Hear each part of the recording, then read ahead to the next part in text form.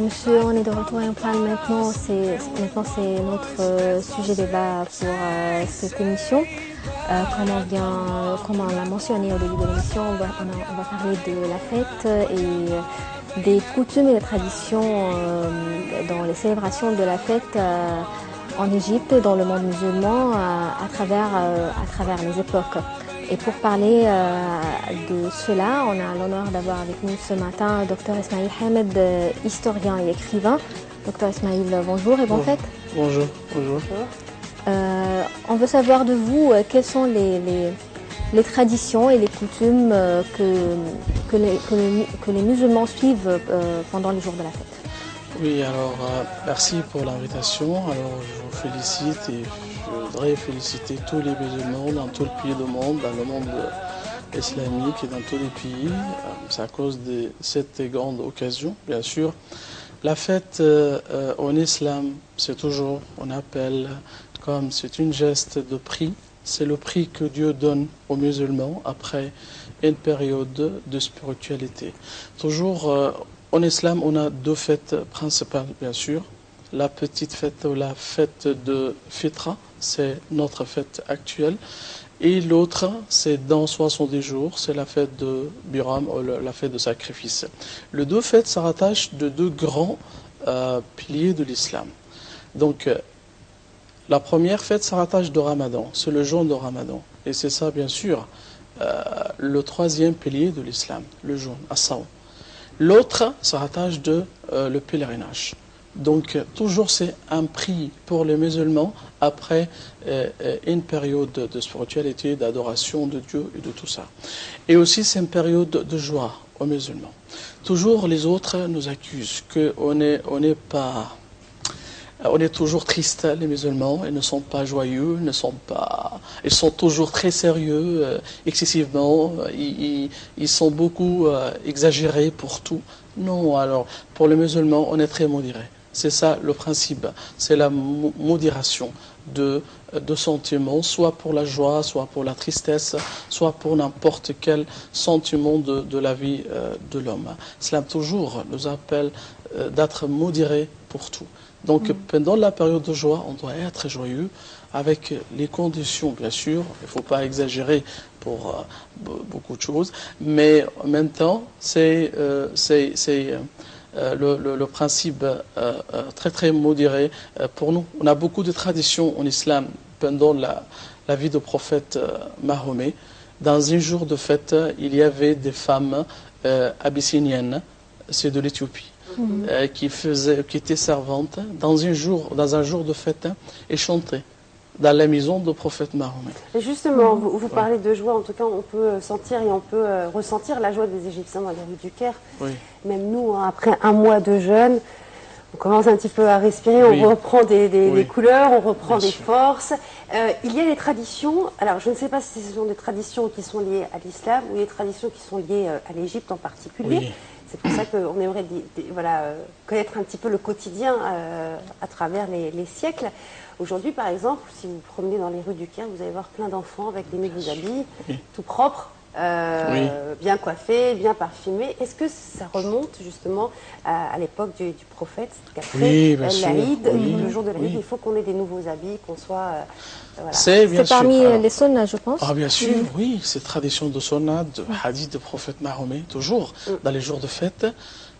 Même dans la petite fête, c'est pas la fête de Fitra, on a encore une fête hebdomadaire, c'est la fête de Al-Jumu'ah, c'est de vendredi. Ouais. Toujours le prophète nous ordonne alors de prendre ou d'avoir de vêtements alors très très propre, très bien, alors d'être parfumé, en bonne forme, c'est d'être très bien purifié, tout ça, même dans les jours normaux comme le vendredi. Alors, alors, on peut imaginer alors la façon par rapport à une fête qu'on a chaque année, c'est une fête annuelle comme la fête de Fitra et même aussi pour l'autre fête après. On doit exagérer pour montrer les gestes de la joie pour un tel jour comme ça. Bien sûr, on a beaucoup de traditions de l'époque Mahomet, de sa vie, de ses traditions. En même temps, on a aussi beaucoup d'autres choses qu'on a rajoutées pour les gestes de la festivité.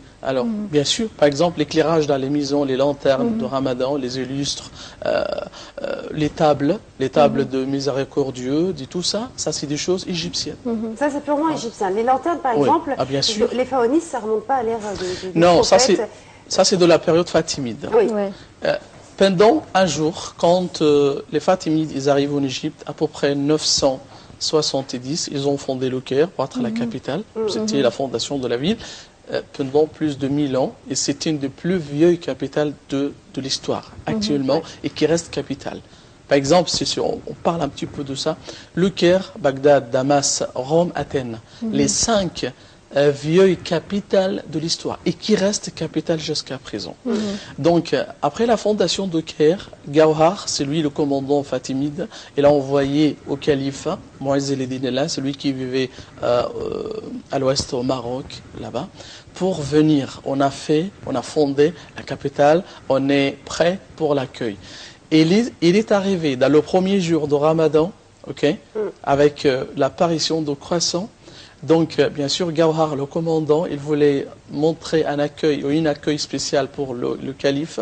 Donc, il a donné pour tous les enfants, les lanternes et tout ça, pour l'accueil de calife quand il arrive. Donc, ça rattache de cette histoire. Dans le premier jour, ou dans la nuit du premier jour de Ramadan, avec l'arrivée de Sultan, avec la fondation de la capitale égyptienne. Et quand le calife arrive au Caire, il a vu l'éclairage partout et tout ça, et les gens saluent le calife de partout. Il était très content. Donc quand il a fait ça, ou il a trouvé tout ça, il a ordonné Gawhar de faire ça. Alors, pour toutes les nuits de Ramadan et à chaque jour des grandes fêtes et tout ça, pour donner alors des joies spéciales et exceptionnelles pour tout le monde. Elle a beaucoup aimé ça. Donc, ça commence après d'avoir cette chose-là. Par exemple, aussi pour les tables, c'est ce qu'on appelle Semat. As-Semat Sultani, c'est la table royale. La table, c'est-à-dire, c'est une invitation que le sultan, ou le calife, ou le gouverneur qui invite pour 2 tables. C'est-à-dire, vous parlez des tables de l'iftar de Ramadan, n'est-ce pas? Non, pour table pour tout. Ok. Non, ça commence comme une table de grande fête. On invite pour 2 tables. Le sultan, ou le calife, le roi, ou n'importe, il fait 2 tables. Table pour les Koumans.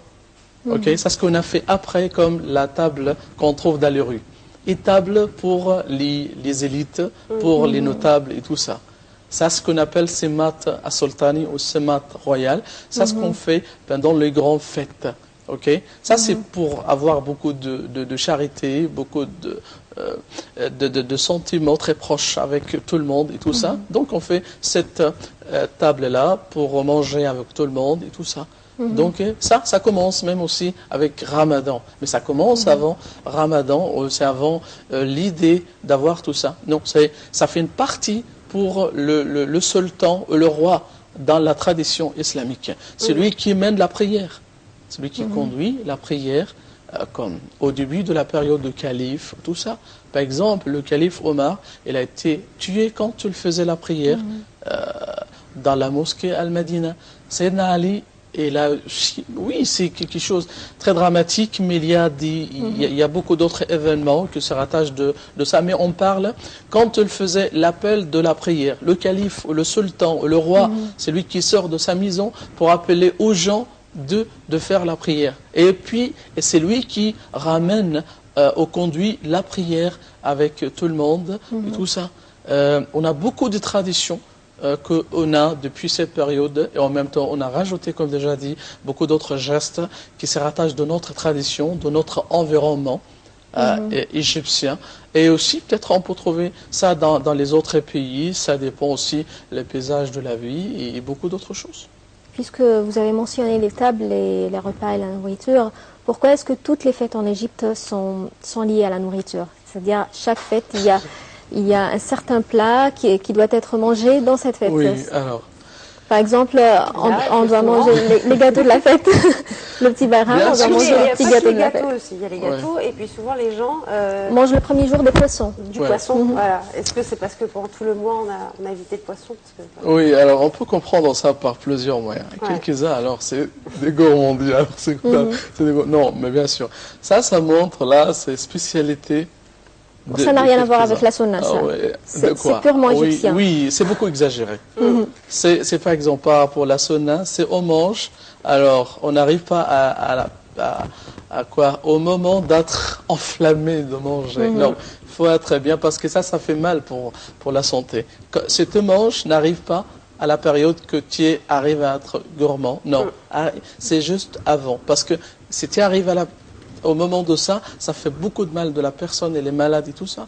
Non, même tous les ordres de l'islam, c'est toujours nous exige là pour toujours trouver la meilleure façon, soit pour la santé, pour la vie de la personne, et tout ça. Mais par rapport au repas, oui, alors c'est un goût. Alors, quelques-uns, chacun, il a son goût. Et il y a beaucoup de choses qui étaient rajoutées depuis la période de Fatimide. Par rapport au dessert et tout ça, oui, il y a beaucoup de choses. Les gâteaux, les cakes, tout ça, oui, ça rattache de cette période-là. Oui, c'est tout ça, c'est dit hors de la sunna. Alors, on a des traditions de Sayyida Aïcha, elle dit, ça passe un mois dans la maison du prophète, ou 2 mois où on ne fait pas de feu. Feu c'est-à-dire on ne fait pas de cuisine, ou de grande cuisine. C'est-à-dire, on ne fait pas beaucoup de choses. Ah, mais qu'est-ce que vous mangez? Sayyida Aïcha, radiallahu anha, elle dit, on mange les dos noirs. Les dos noirs pour vous, c'est-à-dire l'eau et les dattes. Regarde, c'est la spécialité comme ça. Ça, c'est autrefois. C'est autrefois. Oui, bien sûr. Mais ça, c'est très bien. Si tu connais la valeur de date pour la santé et tout ça, c'est incroyable. C'est-à-dire, pendant la période du prophète, il n'avait pas plein de plats pendant l'iftar et tout ce que tu voyais. Non. Dans un jour, le prophète Mahomet, il était dans la maison d'Ali ibn Abi Talib. Il est son gendre, il est le mari de Fatima, la fille du prophète. Ils n'ont pas de repas. Ils n'ont pas des choses à manger. Leurs enfants, Hassan et Hussein, alors, on connaît, il n'y a pas de choses à manger. Et les 2 enfants crient. Ah, on veut manger. Alors, c'est un sentiment normal pour 2 enfants. Le prophète sort de la maison d'Ali. Il a parlé avec les voisins d'Ali et Fatima. Est-ce que vous avez de repas pour les enfants? Tu imagines ça? Comment ça? Ça, c'est un principe. C'est ce qu'on appelle pour az-zuhd. Je ne sais pas, zuhd, qu'est-ce qu'on peut oui, pour traduire, pour donner le bon mot, parce qu'on n'a pas, je ne sais pas, ermitage ou ermite, mais ça, c'est très loin de mots, de la terminologie islamique. Mais juste là, tu imagines ça. Ce n'est pas quelques-uns qui cherchent de leur désir de manger, d'être un gourmand. Le mois pendant, il faut que le désir, il faut qu'on soit plus, on va dire, proche de Dieu. Donc, c'est un mois de spiritualité, plus que de manger. Bien sûr, c'était mange beaucoup, bien sûr. C'est je mange beaucoup. C'est bien sûr aussi. Ça me fait mal, parce que ça fait mal pour la santé, et même aussi pour l'adoration de Dieu, pour sortir, pour faire quelque chose. Si je mange beaucoup, je reste comme ça. Exactement. Alors, je suis presque mort, je ne bouge pas, et comme ça fait mal pour la personne. C'était juste pour les choses que tu as besoin, ça c'est très bien pour toi, tu peux faire comme comme tu veux. Pendant le ramadan, si je mange beaucoup, je ne fais pas la prière dans la mosquée, je ne fais pas le tarawih, je ne fais pas des autres choses. Je reste à la maison, je regarde la télé pour les films ou les tournages de choses là-bas. C'est ça le ramadan pour nous. Donc c'est comme ça. Donc c'est un principe de l'islam d'être toujours modéré pour tout. Ok. Mais par rapport au dessert, comme déjà dit, il y a beaucoup de plats, beaucoup de choses qui datent de l'époque des Fatimides. Les Fatimides, ils ont fait beaucoup de changements. Oui, des choses, oui, mais très excessives, très c'est extrême, beaucoup extrême par rapport à cette chose-là.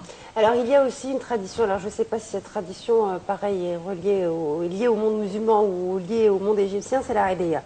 Oui. Voilà, ce sont des nouveaux billets flambant neufs qui viennent souvent de la banque et on donne aux enfants. Normalement, c'est pour les enfants, mais jusqu'à maintenant, on prend aussi la hadiya, pour être honnête. La tradition de la hadiya par rapport à la sunna, alors on dit, pour le prophète, il y a une tradition très connue, tahadu tahabu. Tahadu, donner des cadeaux les uns des autres pour être bien aimé. Parce que, par exemple, si j'ai un ami et un jour, mon ami, il a une occasion spéciale, eux-mêmes, s'il n'y a pas d'occasion, j'ai acheté quelque chose qu'elle aime. Elle aime beaucoup la lecture, elle aime beaucoup de lire. J'ai acheté un livre que je connais bien, qu'elle aime beaucoup cette attitude ou cette chose de lecture. Je l'achète et je lui donne. Ça fait beaucoup de... Mais pas de l'argent, je pense. De quoi? C'est-à-dire, un cadeau, c'est différent de l'argent. Ou bien les gens... L'argent que l'on reçoit, parce que c'est souvent de l'argent en Égypte, les petits-enfants, ce sont des billets autrefois. Moi, je me rappelle, c'était des livres. Oui, ça, ce qu'on a fait après. C'est notre tradition pour donner aux enfants l'argent et tout ça. Mais le principe en islam. Je ne parle pas pour le principe de l'islam de donner des cadeaux les uns des autres. Bien sûr, pour donner aux enfants, ça c'est une chose, c'est un devoir qui te donne les enfants les choses comme ça. Bien sûr, l'enfant, il a besoin de quelque chose, il va acheter quelque chose dans les jours spéciaux, dans une occasion de fête. Ça, c'est normal de partout. Mais par la tradition de Sunna, oui, c'est de donner ou d'échanger les cadeaux les uns des autres. Ça, c'est très bien pour la société, pour la charité entre tout le monde. Comme déjà dit, je connais bien que, alors, un ami de moi qui aime beaucoup la je lui donne un livre qu'il veut bien. Ça fait très bien entre les gens, ok. Et bien sûr, après, elle va me rendre ou me redonner aussi un cadeau de sa part aussi pour quelque chose que j'aime. Ça, c'est très bien. Ça fait beaucoup de charité et beaucoup d'amour pour les individus de la société. Pour nous, on exagère pour la faire.